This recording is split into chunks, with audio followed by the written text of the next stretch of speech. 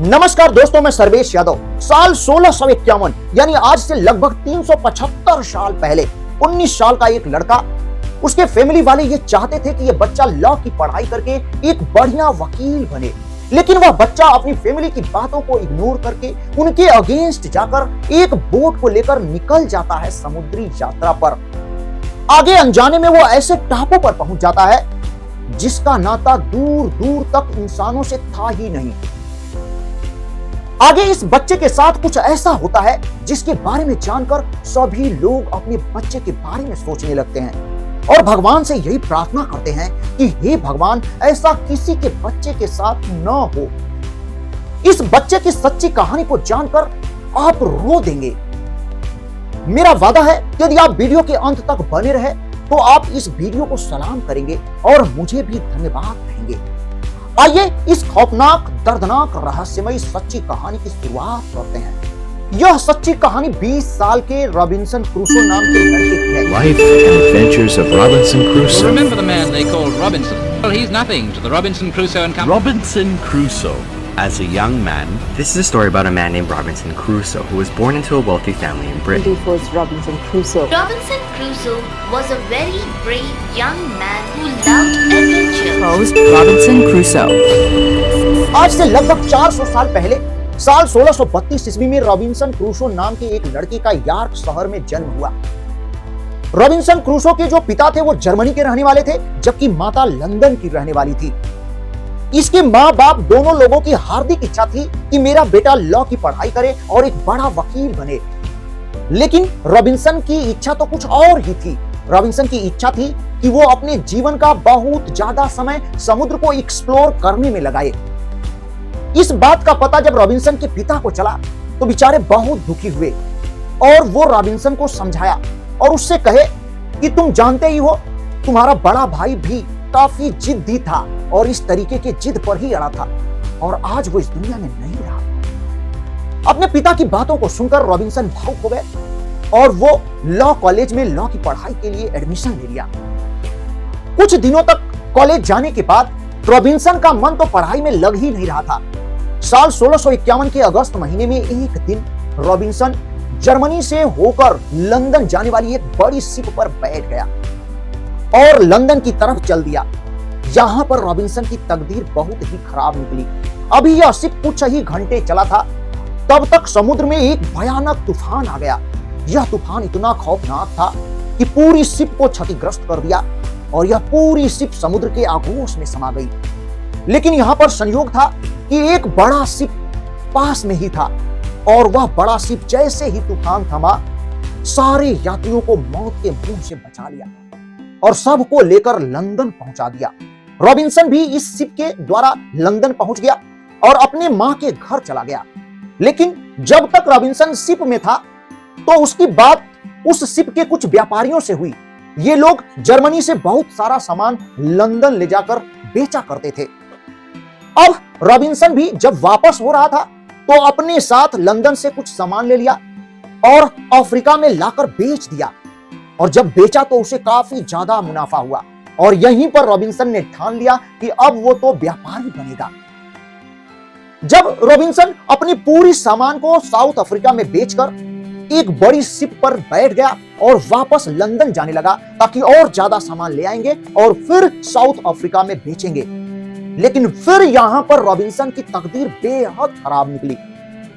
अभी ये ship south Africa से कुछ ही किलोमीटर चली थी, तब तक अफ्रीका के कुछ लुटेरे इस शिप पर हमला कर देते हैं और बहुत सारे यात्रियों को मार देते हैं। और रॉबिन्सन को इन लुटेरों ने मारा तो नहीं, लेकिन गुलाम बनाकर इन्हें फिर से साउथ अफ्रीका लेकर चले गए। और वहां पर जैसे ही रॉबिन्सन गुलाम बनकर लुटेरों के साथ साउथ अफ्रीका पहुंचा तो वहां देखा कि रॉबिन्सन अकेला नहीं था। इस तरीके से ये लुटेरे बहुत सारे लोगों को, यात्रियों को पकड़कर लाए थे और यहां पर गुलाम बनाकर उनसे मजदूरी करवाते थे। अब रॉबिन्सन भी इसी तरीके से गुलाम बनकर मजदूरी करने लगा और इसी के साथ एक और गुलाम था जिसका नाम था जूरी।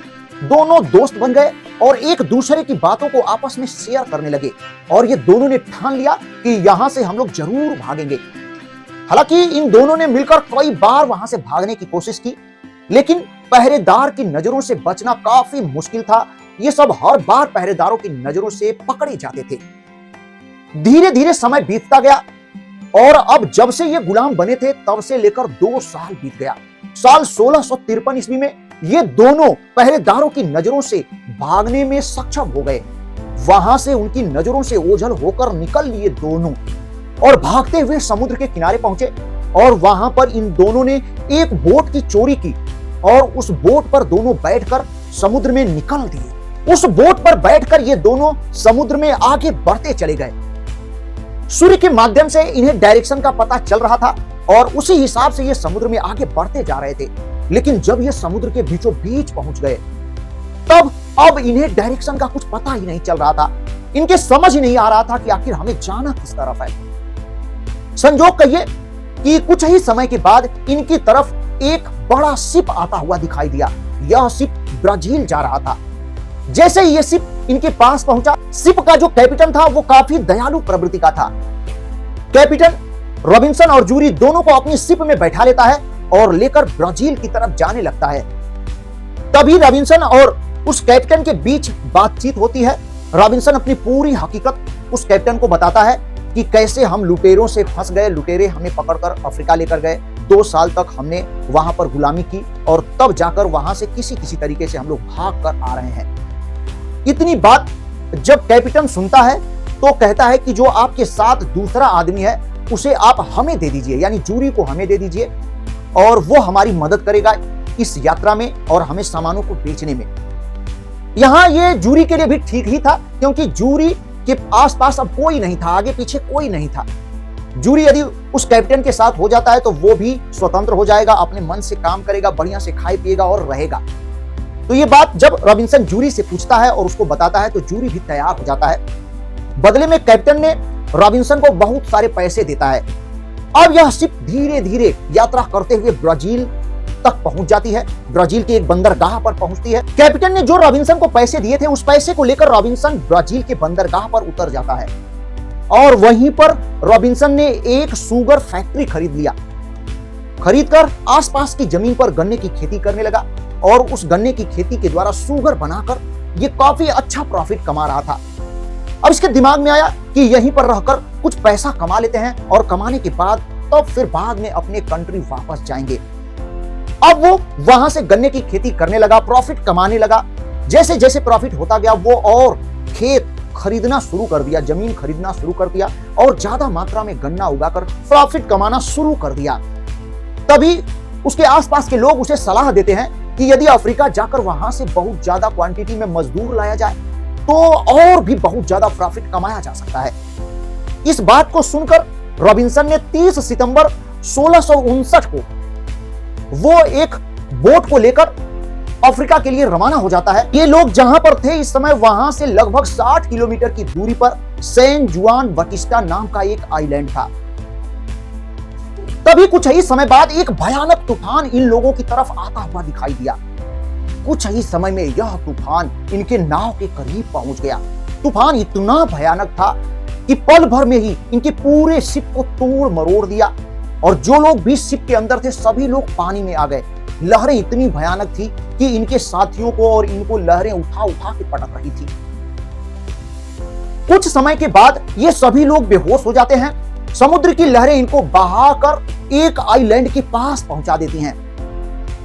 जब रॉबिन्सन को होश आता है तो इसकी किस्मत बाकियों से काफी अच्छी थी, क्योंकि समुद्र की लहरों के द्वारा सभी लोग जो इनके बाकी साथी थे मार दिए गए थे। सभी लोगों की मौत हो चुकी थी।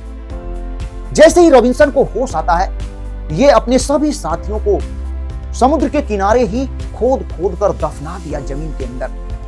और ये देखता है कि जिस नाव पर ये सभी सवार थे वो नाव भी समुद्र की लहरों के द्वारा बहाकर आइलैंड के किनारे लाई जा चुकी थी। अब रॉबिन्सन उस नाव के पास पहुंचता है और अंदर जाता है। जब रॉबिन्सन उस नाव के अंदर पहुंचता है तो देखता है कि कैप्टन का एक डॉगी भी जिंदा बचा हुआ है, वो वैसे ही था।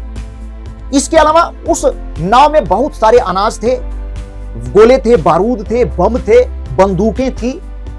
अब रॉबिन्सन इन सारी जरूरत की सामानों को एक राफ्ट की मदद से आइलैंड के किनारे लाता है।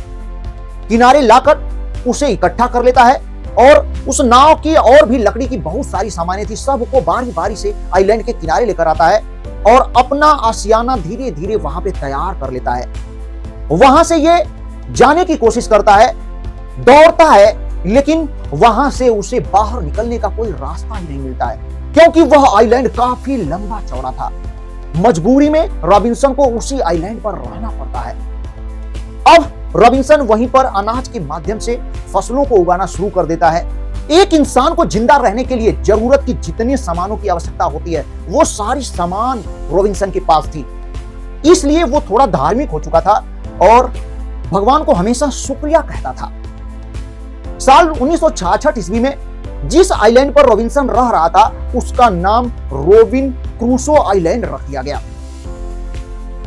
अब रॉबिन्सन को उस आइलैंड पर रहते हुए 1 साल बीत चुके थे।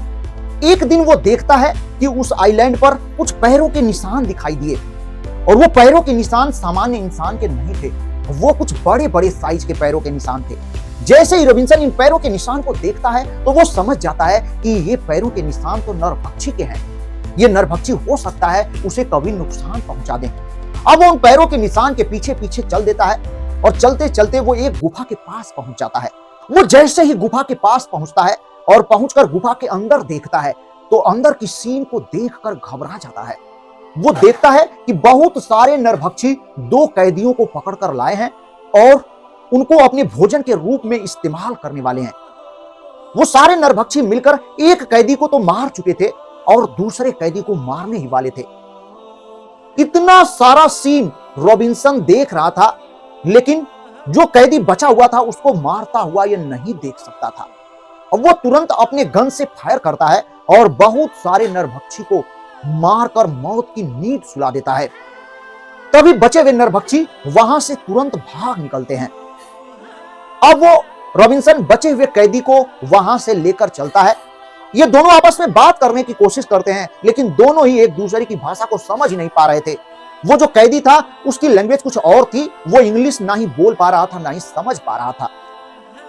अब रॉबिन्सन उसको इंग्लिश सिखाने की कोशिश करता है, लेकिन वो इतना आसान नहीं था। अब ये दोनों एक दूसरे को समझाने की कोशिश इशारों से करते थे। हालांकि रॉबिन्सन ने इस कैदी को फ्राइडे के दिन यानी शुक्रवार के दिन बचाया था, जिसकी वजह से इस कैदी का नाम रॉबिन्सन ने फ्राइडे रख दिया था। हमेशा फ्राइडे कहकर बुलाया करता था और ये जो फ्राइडे था इसकी जान बचाई थी रॉबिन्सन ने, जिसकी वजह से ये रॉबिन्सन को भगवान की तरह मानता था और उसका गुलाम बनकर रहने लगा। हर काम में रॉबिन्सन की मदद करने लगा फ्राइडे। अब रॉबिन्सन और फ्राइडे दोनों मिलकर वहां पर रहना शुरू कर देते हैं, लेकिन उन्हें अंदाजा था कि ये जो नरभक्षी हैं दोबारा फिर से जरूर आएंगे, जिसकी वजह से ये दोनों मिलकर उस गुफा के आसपास बारूद बिछा देते हैं। कुछ दिनों के बाद 2 कैदियों को लेकर नरभक्षी फिर वहां पर आते हैं और जैसे ही उस गुफा के पास पहुंचते हैं, जोर का धमाका होता है और सभी नरभक्षी उन दोनों कैदियों को छोड़कर वहां से भाग जाते हैं। अब फ्राइडे और रॉबिन्सन उन दोनों कैदियों को अपने पास लेकर आते हैं और उन दोनों कैदियों में से एक तो फ्राइडे का पिता ही था। अब कुल मिलाकर वहां पर 4 लोग हो जाते हैं। ये चारों लोग मिलकर वहां पर रहना शुरू कर देते हैं। अब तो रॉबिन्सन ये भूल ही चुका था कि शायद ही वो वापस घर अपने जा सके, अपने देश जा सके। तभी एक दिन उस आइलैंड की तरफ आता हुआ एक बड़ा शिप दिखाई देता है। जैसे ही ये सभी शिप को देखते हैं तो इन्हें जीवन की एक खुशी अंदर महसूस होती है कि शायद वो अब बच सके। तभी ये चारों चोरी से उस शिप की तरफ देख रहे होते हैं। जैसे ही शिप आइलैंड के किनारे पहुंचता है तो उस शिप से एक आदमी को उतारा जाता है और उतारकर शिप धीरे धीरे वापस जाने लगता है। तभी ये चारों उस आदमी के पास पहुंचते हैं जिसको शिप से उतारा गया था और उससे बात करने की कोशिश करते हैं।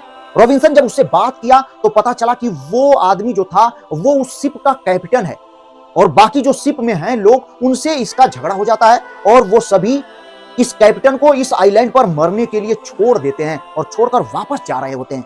इतनी बात सुनकर रॉबिन्सन का खून खौल जाता है। वो तुरंत अपने गन से उस शिप पर फायर करता है और सभी लोगों को अपने कब्जे में लेता है, साथ में ही शिप को भी अपने कब्जे में ले लेता है।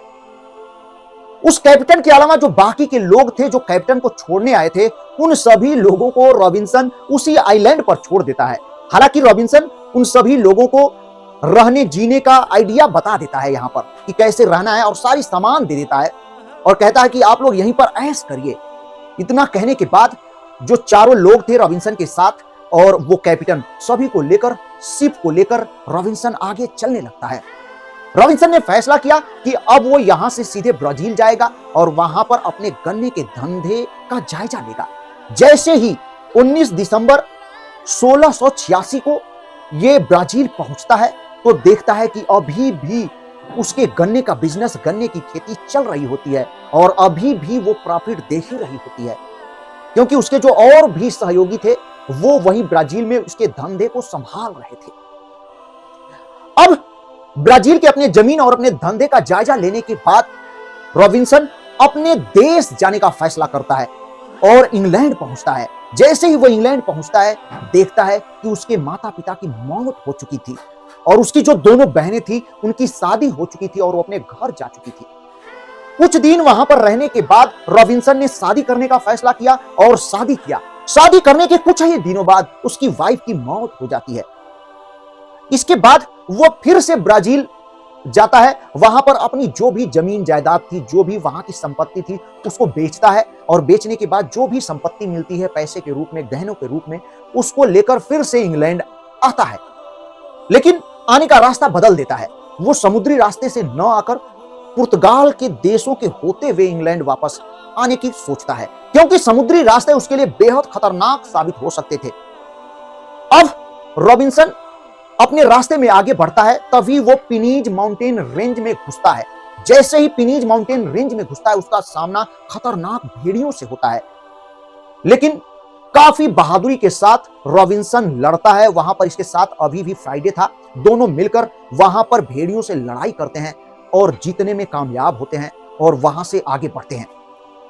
ये दोनों इंग्लैंड पहुंचते हैं। वहां पहुंचने के बाद रॉबिन्सन ने मन बनाया कि फिर से वो उस आइलैंड पर पहुंचे और वहां पर देखे कि आखिर क्या चल रहा है। रॉबिन्सन उस आइलैंड पर पहुंचता है और देखता है कि अब तो वहां पर इंसान रहना शुरू कर दिए थे। चारों तरफ खेती बाड़ी दिखाई देने लगी। ये देखकर रॉबिन्सन काफी खुश होता है और वहां से वापस अपने कंट्री इंग्लैंड लौट जाता है और लौटने के बाद अब अपनी जिंदगी के बचे हुए समय को इंग्लैंड में ही बिताता है। दोस्तों, यहीं पर यह हमारी दर्दनाक, खौफनाक, रहस्यमयी कहानी का अंत होता है। पूरा वीडियो देखने के लिए आपको बहुत बहुत धन्यवाद। हमें उम्मीद है कि यह मेरा वीडियो आपको बहुत ज्यादा पसंद आया होगा और यदि पसंद आया हो तो वीडियो को लाइक करें और मेरे चैनल को सब्सक्राइब करें। पूरा वीडियो देखने के लिए आपको बहुत बहुत धन्यवाद। आप सभी लोगों को मेरा प्रणाम, नमस्कार। मैं सर्वेश यादव।